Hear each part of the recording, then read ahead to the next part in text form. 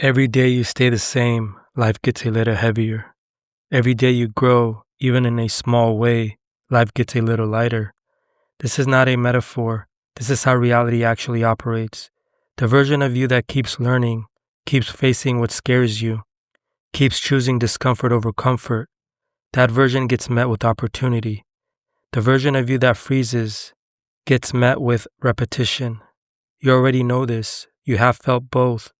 Today we are going to look at why growth gets rewarded, why stagnation gets punished, and what you need to do starting today to put yourself on the side of life that keeps opening instead of the side that keeps closing. Think about a period in your life when you were growing fast. Maybe you were learning a new skill, healing from something painful, building something from nothing. Notice what else was happening around you during that period. Doors opened, people showed up, opportunities appeared that you did not go looking for. Now think about a period when you were stuck, repeating the same week over and over, numbing the same feeling. Notice what was happening around you then too. Nothing moved. The same problems kept showing up in new clothes. Time passed and nothing changed except your age. This is not coincidence. Your growth changes your frequency, and your frequency determines what you attract into your life. When you grow, you become someone capable of holding more responsibility, more love, more success, more truth. Life responds to that capacity by giving you more. When you stay the same, you remain someone who can only hold what you already have. So that is all life gives you. The universe is not sentimental.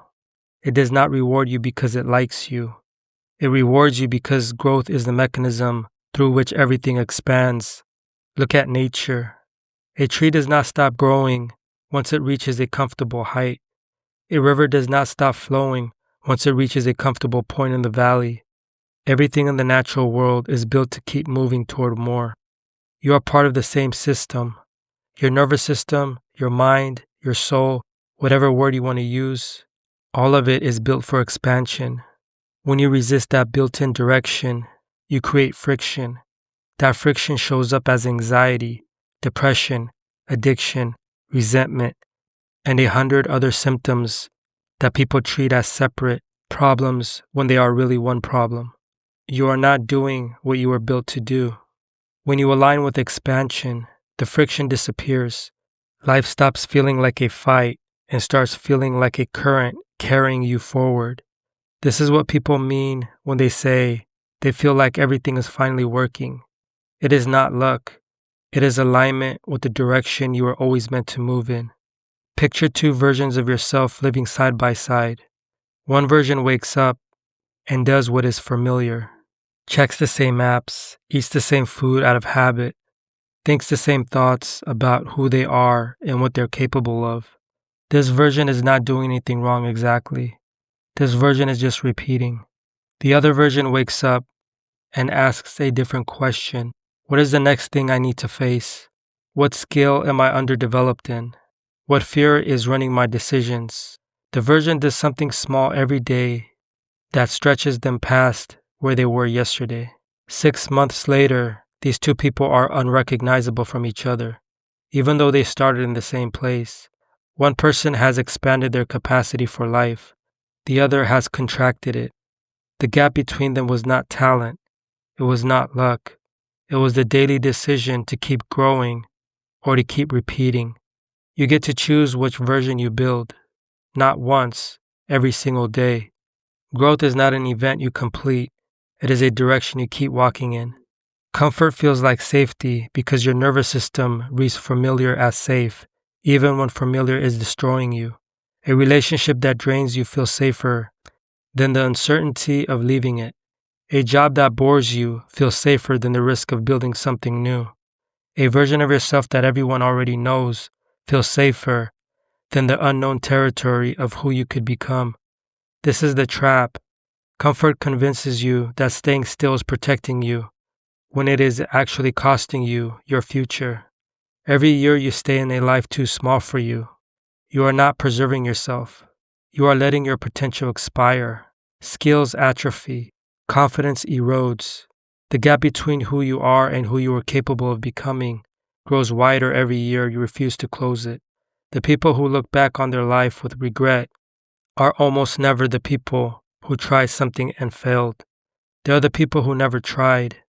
They stayed in the comfortable version of their life because it felt safer. And one day they looked up and realized the safety cost them everything they actually wanted. Adversity is not the enemy of your growth. Adversity is the mechanism of it. Every version of you that you respect, every person you look up to, built their strength by walking through something hard, not by avoiding it. You do not build character by staying comfortable.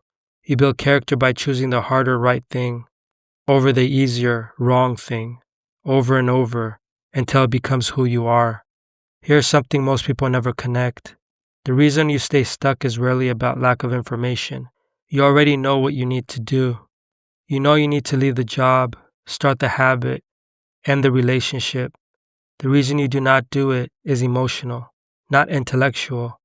Underneath every pattern you keep repeating is a feeling you refuse to feel.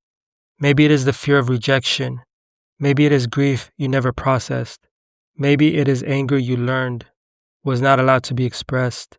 Whatever it is, the unprocessed emotion is running your decisions from underground, and you are not even aware it is happening. This is why people develop coping mechanisms: scrolling, overeating, overworking, numbing with substances, staying busy, so there's never a quiet moment to feel what is actually there. Every coping mechanism exists for the same reason. It is easier to avoid a feeling than to sit inside it. But avoidance does not make the feeling disappear. It stores the feeling in your body and your behavior, and it keeps showing up in your life until you finally deal with it. The people who transform their lives are not the people who found a better strategy. They are the people who finally stopped running from what they felt. They sat with the fear instead of numbing it. They let the grief move through them instead of burying it. And on the other side of that feeling, the pattern that had control for years finally lost its grip.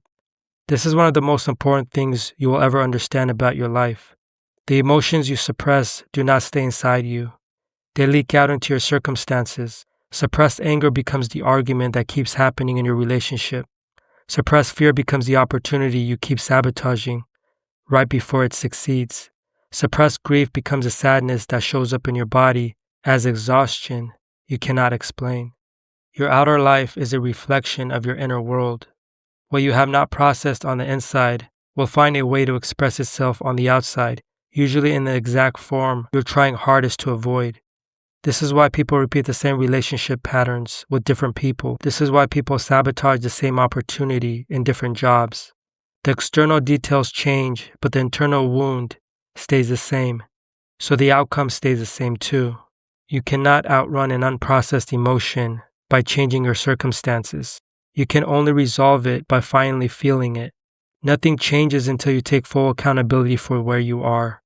Not blame, not shame, accountability. There's a difference. Blame keeps you small because it makes you a victim of forces outside your control. Accountability makes you powerful because it puts the control back in your hands. You are where you are because of every decision you have made and every decision you have avoided making. This includes the things that happened to you that were not your fault. What was done to you was not your responsibility. How you respond to it from this point forward is entirely yours. This is not about self-blame. This is about self-power.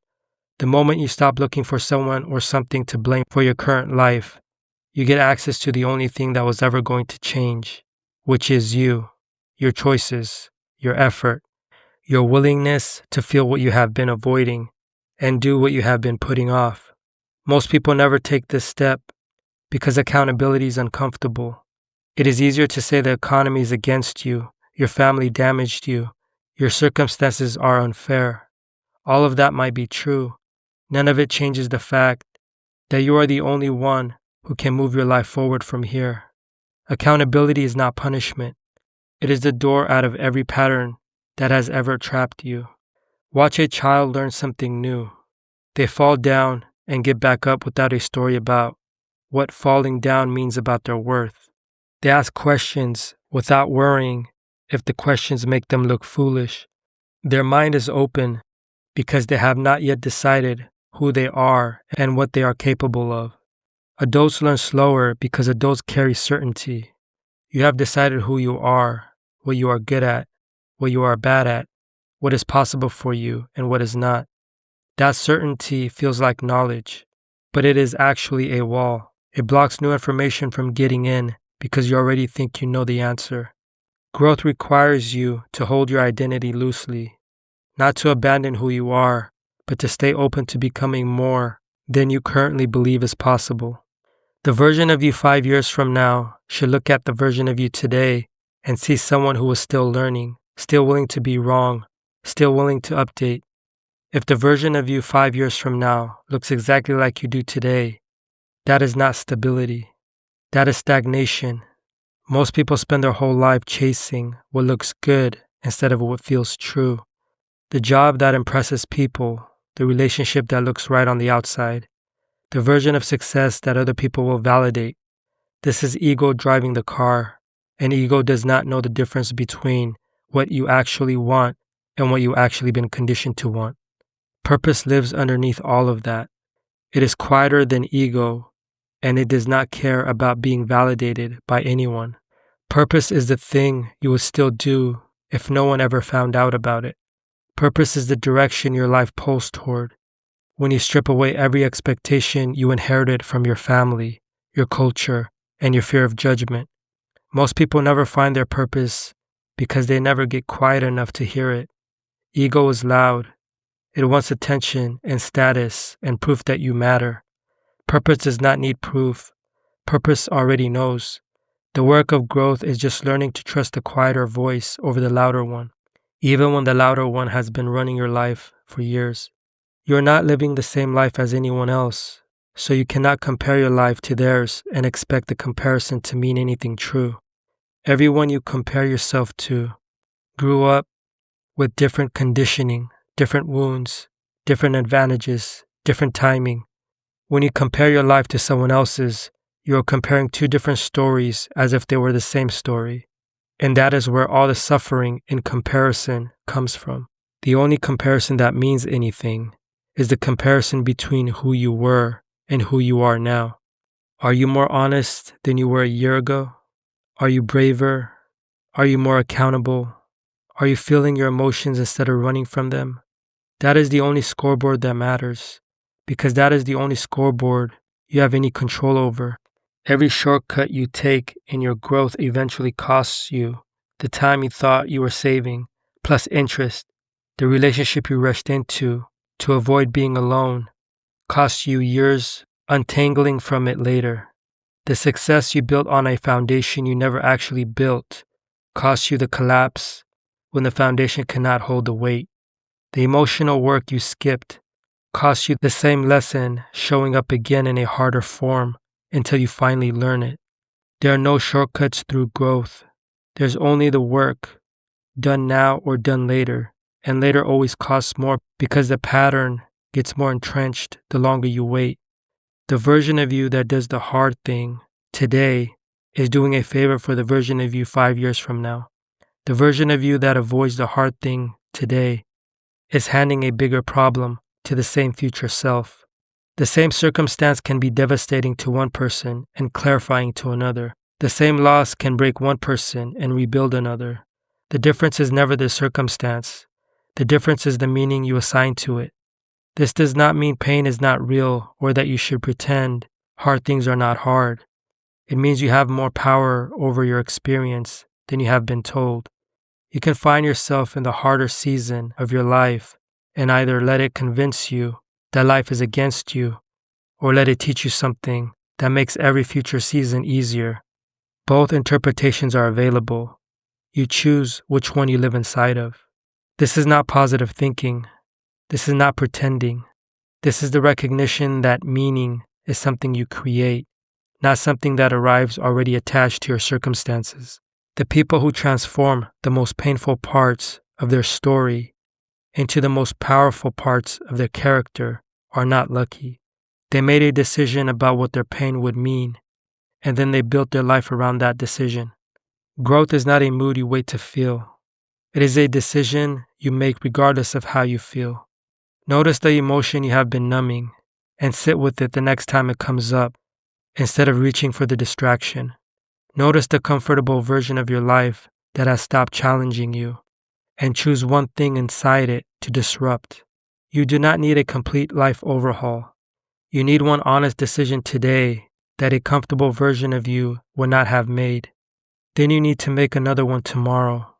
This is how transformation actually happens, not in one dramatic moment, but in 1,000 small decisions that compound into a person who no longer recognizes the life they used to accept. The universe is not waiting for you to be ready. It is responding to who you are being right now, in this moment, with this decision in front of you.